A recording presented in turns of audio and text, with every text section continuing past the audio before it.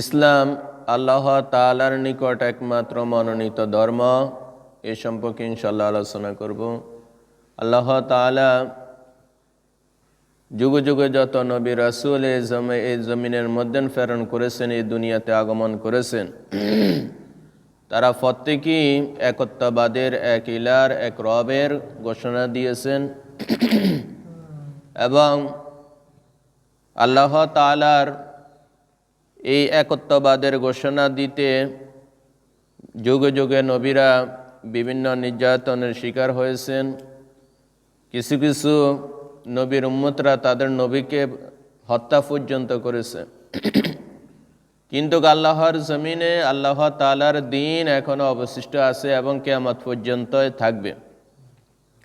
আমাদের প্যারা নবী জনাবে মুহাম্মদ রাসূলুল্লাহ সাল্লাল্লাহু আলাইহি ওয়াসাল্লাম, উনাকে আল্লাহ তাআলা সর্বশেষ নবী হিসাবে দুনিয়ার মধ্যে আগমন করে দিয়েছেন। দুনিয়ার মধ্যে তিনি আগমন করেছেন এবং আল্লাহ তাআলা আল্লাহ রাসূলের মাধ্যমে জানিয়ে দিয়েছেন এই উম্মতের জন্য আল্লাহ তাআলা ইসলাম ধর্মকে মনোনীত করেছেন। কেননা মহান রব্বুল আলামিন পবিত্র কোরআনে বলেছেন, ইন্নাদ-দীনা ইনদাল্লাহিল ইসলাম, নিশ্চয় আল্লাহ তাআলার নিকট একমাত্র মনোনীত ধর্ম হচ্ছে ইসলাম। আর কোনো দিন ধর্ম আল্লাহ তাআলার নিকট মনোনীত নয়। তাহলে যে ব্যক্তি ইসলাম ধর্ম ব্যতীত রেখে অন্য কোনো দিন ধর্ম আদর্শ গ্রহণ করবে, সেটা বাতিল, সেটা অগ্রহণযোগ্য। আল্লাহ তাআলা ওই ধরনের দিন ধর্ম কখনো গ্রহণ করবেন না। এই আলোকে যে আলোচনাটা করবে, এই আলোচনার মূল কথা হচ্ছে যে আল্লাহ রাসূল সাল্লাল্লাহু আলাইহি সাল্লামের নিকট যখন ইহুদিরা আসি বলতেছে যে আমরা হযরত ইব্রাহিম আলাইহিস সালাতু ওয়াস সালামের অনুসারী, আবার খ্রিস্টানরা আসি বলতেছে যে আমরা ইব্রাহিম আলাইহিস সালাতু ওয়াস সালামের অনুসারী, তখন আল্লাহ রাসূল জানাই দিয়েছে যে তোমরা কেউই ইব্রাহিম আলাইহিস সালাতু ওয়াস সালামের অনুসারী নয়। এই সিদ্ধান্ত যখন জানাইছে, তখন ইহুদি এবং খ্রিস্টানরা বলতেছে যে আমরা এই সিদ্ধান্তের সাথে একমত নয়।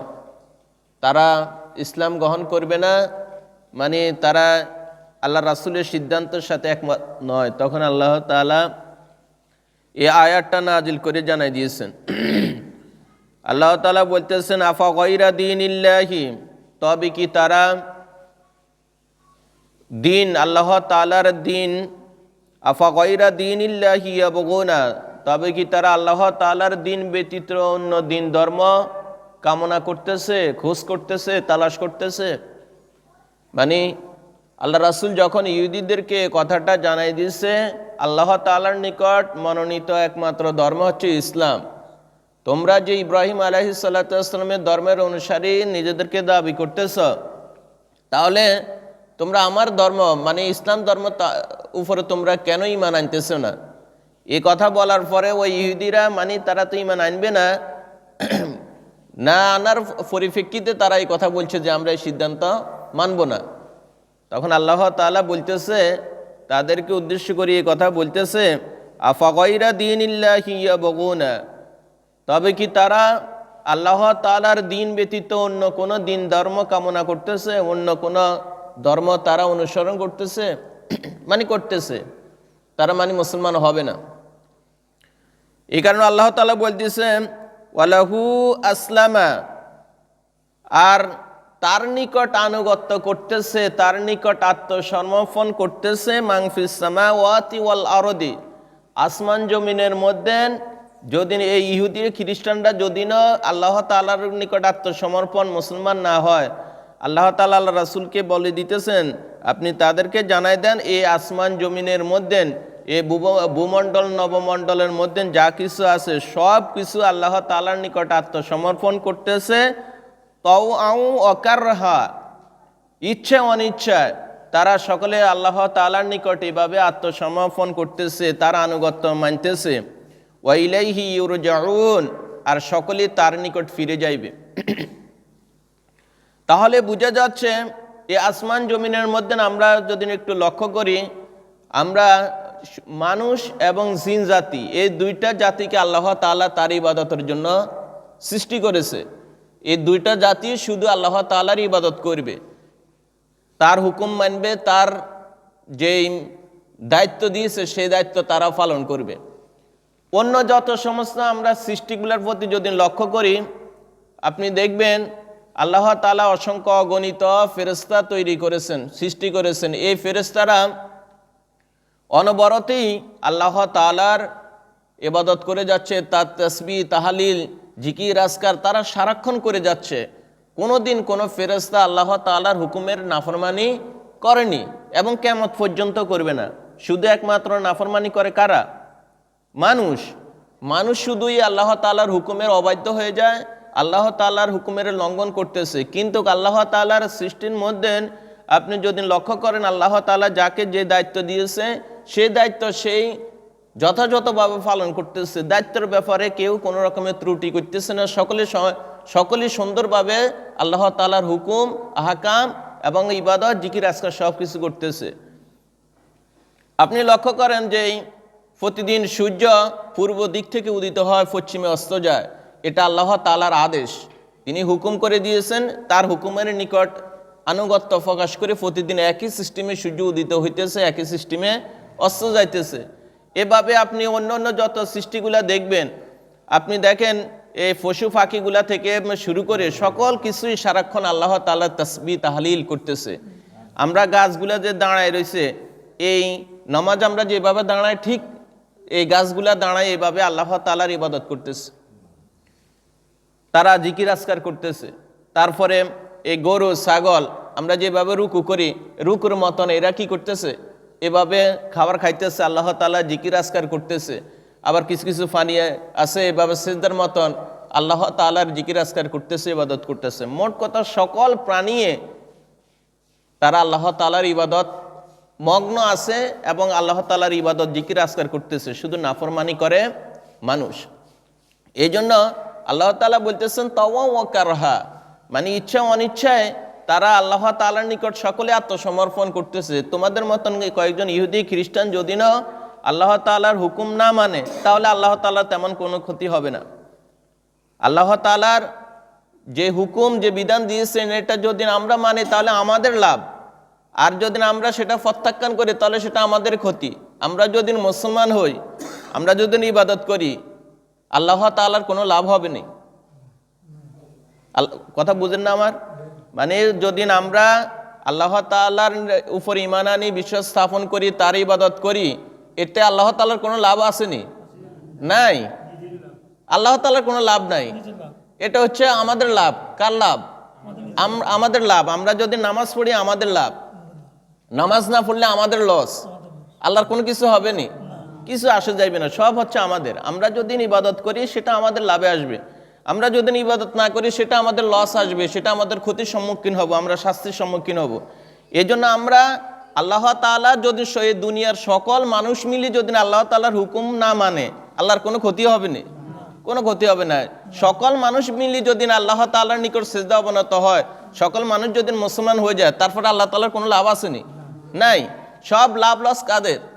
আমাদের নিজেদের। তাহলে আল্লাহ তাআলা এই কারণে এই কথা বলতেছেন যে ইহুদিরা দেন আপনার সিদ্ধান্তের সাথে একমত হয় না, আপনি তাদেরকে জানাই দেন আফা গায়রা দীনিল্লাহি ইয়াবগুনা, তবে কি তারা আল্লাহ তাআলার দিন ব্যতীত অন্য কোনো ধর্ম এভাবে অনুসন্ধান করতেছে? ওয়ালাহু আসলামা মান ফিস সামাওয়াতি ওয়াল আরদি, অথচ আসমান জমিনের মধ্যে তার নিকট সকলেই আত্মসমর্পণ করতেছে। তাওয়া ওয়া কারহা, ইচ্ছা অনিচ্ছায় তার নিকট এভাবে কি করতেছে? আত্মসমর্পণ করতেছে, মানে তার হুকুম মানতেছে। ওয়াইলাইহি ইউরজাউন, আর সকলেই তার নিকট প্রত্যাবর্তন করবে। তাহলে আমাদের নিকট এটা স্পষ্ট হয়ে গেল যে মানুষ ছাড়া যদি না মানুষ ইবাদত না করে, দুনিয়ার মধ্যে আরো আল্লাহ তাআলার ইবাদত করা, জিকির আজকার করার জন্য অনেক প্রাণী রয়েছে দুনিয়ার মধ্যে বিদ্যমান, তারা এইভাবে আল্লাহ তাআলার ইবাদত বন্দেগী করে যাবে।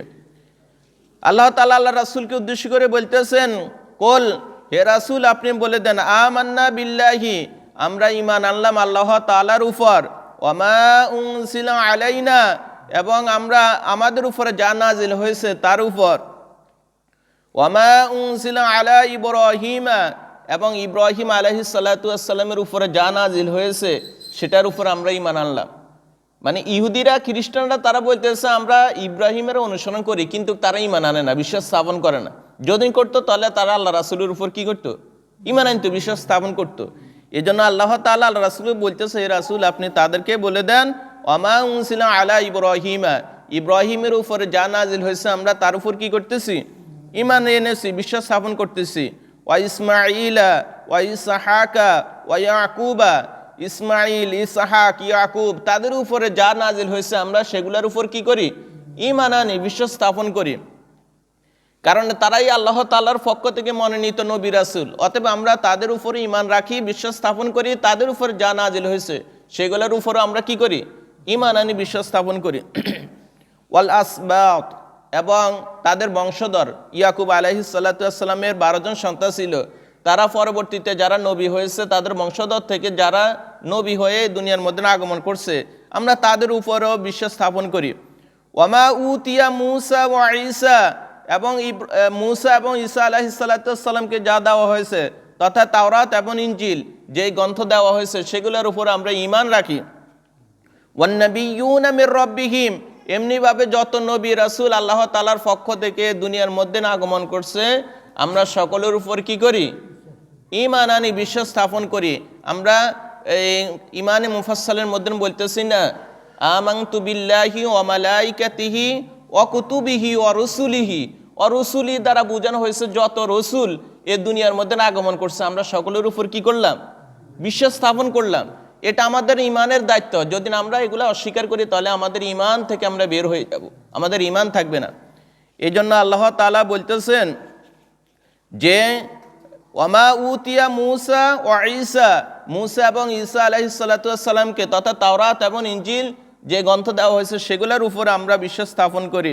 ওয়ান নাবিয়্যুনা মির রাব্বিহিম, এমনিভাবে যত নবী রাসূল আল্লাহ তাআলার পক্ষ থেকে দুনিয়াতে আগমন করেছে আমরা সকলের উপর ঈমান রাখি, বিশ্বাস স্থাপন করি। লা নুফাররিকু বাইনা আহাদিম মিনহুম, আর এই সমস্ত নবীদের মাঝে আমরা কোনো ফরক করি না, পার্থক্য করি না। মানে যেমন ইহুদিরা খ্রিস্টান, মানে ইহুদিরা ঈসা আলাইহিস সালামকে মানে না, মানে নবী হিসাবে তারা এটা সাব্যস্ত করে না। আবার খ্রিস্টানরা মূসা আলাইহিস সালামকে নবী হিসাবে সাব্যস্ত করে না। ইহুদিরা বলতেছে তাদের দিন ধর্মে ঠিক, আর খ্রিস্টানরা বলতেছে তাদের দিন ধর্মে ঠিক। ইহুদিদের কাছে গেলে ওই খ্রিস্টানদের বদনামি করে, আবার খ্রিস্টানদের কাছে গেলে ইহুদিদের বদনামি করে যে আমরাই ঠিক, ইহুদি কোনো ধর্মে ঠিক না। আবার ইহুদিরা বলে আমরা ঠিক আছি, খ্রিস্টানরা এদের কোনো ধর্মে নাই, এরকমের বলে। এই জন্য আল্লাহ তাআলা আল্লাহ রাসূলের মাধ্যমে জানাই দিতেছে আমরা এরকমের পার্থক্য করি না। এটা ইহুদি খ্রিস্টানদের স্বভাব। তারা এক নবীরটা মানবে আর এক নবীরটা মানবে না, মানে না নিজেদের নবীরটা মানবে অন্য নবীরটা বিশ্বাস করবে না। এটা হচ্ছে ইহুদি খ্রিস্টানদের স্বভাব। এই জন্য আল্লাহ তাআলা আল্লাহ রাসূলের মাধ্যমে জানাই দিতেছে লা নুফাররিকু বাইনা আহাদিম মিনহুম, আমরা এরকমের নবী রাসূলদের মাঝে কোনো রকমের পার্থক্য করি না। ওয়া নাহানু, আর আমরা সকলেই লাহু মুসলিমুন, তার নিকট আত্মসমর্পণকারী। আমরা সকলেই মুসলমান, আমরা সকলেই তার নিকট আত্মসমর্পণ করতেছি, আমরা সকলে মুসলমান, সেটা আমরা ঘোষণা দিতেছি। আল্লাহ তাআলা আরো বলতেছেন ওয়ামাইয়াবতাগি গায়রাল ইসলামি দীনান, আর যে ব্যক্তি দিন ইসলাম ছাড়া অন্য কোনো দিন ধর্ম তালাশ করবে, আল্লাহ তাআলা বলতেছে ওয়ামাইয়াবতাগি, কোনো ব্যক্তি যদি তালাশ করে গায়রাল ইসলামি, ইসলাম ব্যতীত দীনান, কোনো দিন ধর্ম, মানে ইসলাম ব্যতীত কোনো ব্যক্তি যদি কোনো দিন ধর্ম এইভাবে তালাশ করে ফালাই ইউকবালা মিনহু, আল্লাহ তাআলা বলতেছেন সেটা আল্লাহ তাআলার নিকট গ্রহণযোগ্য নয়। আল্লাহ তাআলা এই দিন ধর্ম কি করবেন না? গ্রহণ করবেন না। এই কথায় পুরোপুরি স্পষ্ট। তাহলে এবারে হিন্দু বলেন, বৌদ্ধ বলেন, ইহুদি, খ্রিস্টান যত ধর্মের লোক আছে তারা নিজেদেরকে যেভাবেই উপস্থাপন করুক না কেন তাদের এই দিন ধর্ম কি? বাতিল। এটা আল্লাহ তাআলা গ্রহণ করবে না। এই দিন ধর্ম আল্লাহ তাআলার নিকট কি হবে না? গ্রহণযোগ্য হবে না। এই জন্য আল্লাহ তাআলা স্পষ্টভাবে জানিয়ে দিয়েছেন ওয়ামাইয়াবতাগি গায়রাল ইসলামি দীনান, আর যে ব্যক্তি ইসলাম ব্যতীত কোনো দিন ধর্ম এইভাবে তালাশ করবে ফালাই ইউকবালা মিনহু, আল্লাহ তাআলা ওই দিন ধর্ম গ্রহণ করবেন না। এটা আল্লাহ তাআলার নিকট গ্রহণযোগ্য হবে না। বরং তার পরিণাম কি হবে? ওয়াহুয়া ফিল আখিরাতি মিনাল খাসিরিন, পরকালে সে ক্ষতিগ্রস্তদের অন্তর্ভুক্ত হবে, পরকালে সে নির্ঘাত ক্ষতির সম্মুখীন হবে। তাহলে ইহুদিরা, খ্রিস্টানরা, হিন্দু, বৌদ্ধ যত ধর্মের লোক আছে তারা যেভাবে ইসলামকে বিভিন্নভাবে উপস্থাপন করতেছে, বলতেছে, নিজেদের ধর্মগুলাকে ইসলামের বিরুদ্ধে ব্যবহার করতেছে, বা নিজেদেরকে যেভাবে সত্য ধর্ম হিসাবে তারা আবির্ভূত করার চেষ্টা করতেছে, এই সমস্ত এগুলো কখনো আল্লাহ তাআলার নিকট গ্রহণযোগ্য হবে না, বরঞ্চ কিয়ামতের দিন এরা চরম ক্ষতিগ্রস্তের মধ্যে পড়বে। এই জন্য আল্লাহ তাআলা আজকের আলোচনা থেকে আমাদের নিকট পুরাপুরি স্পষ্ট হয়ে যাচ্ছে, আল্লাহর নিকট একমাত্র মনোনীত ধর্ম হচ্ছে ইসলাম। এই ধর্ম ছাড়া আর কোনো দিন ধর্ম আল্লাহ তাআলার নিকট গ্রহণযোগ্য নয়। কিয়ামত পর্যন্ত এই দিন ধর্মই, এই ইসলামই একমাত্র টিকে থাকবে, আর কোনো ধর্ম শেষ পর্যন্ত টিকে থাকবে না। এই জন্য আমরা এই ইসলামের ভাগীদার হইতে পেরেছি যে আমরা মুসলমান হয়েছি, এটার জন্য আল্লাহ তাআলার নিকট শুকর আদায় করতে হবে। আল্লাহ তাআলা যদি আমাকে ইহুদির ঘরে, খ্রিস্টানের ঘরে, হিন্দু বা বৌদ্ধ অন্য কোনো ঘরে জন্ম দিত, আমি তো তখন ইসলামে আসা আমার জন্য কঠিন হয়ে যেত। এই জন্য এটা আল্লাহ তাআলার বিরাট এক অনুগ্রহ, বিরাট এক দয়া। তিনি আমাকে অনুগ্রহ করে, দয়া মায়া করে আমাকে যেন ইসলামে শামিল করেছেন। এই জন্য আমরা সকলে শুকর আদায় করি, আলহামদুলিল্লাহ। এটা বড় নিয়ামত। এই নিয়ামত কিন্তু আপনি কিন্তু এটা সহজে পাওয়ার বিষয় নয়। আল্লাহ পাক আপনার প্রতি দয়া করেছে, আপনি মুসলমান হয়েছেন, এই উসিলা করি আল্লাহ তাআলা আপনাকে ক্ষমা করে দিতে পারে। মান ক্বালা লা ইলাহা ইল্লাল্লাহ ফাদাখালাল জান্নাহ, আল্লাহ রাসূল বলছে, যে ব্যক্তি লা ইলাহা ইল্লাল্লাহ এই কালিমা বলবে, আল্লাহ তাআলা তাকে জান্নাতে প্রবেশ করাইবেন। এজন্য এটা বিরাট নিয়ামত পেয়েছি আমরা, এটা শুকর আদায় করতে হবে।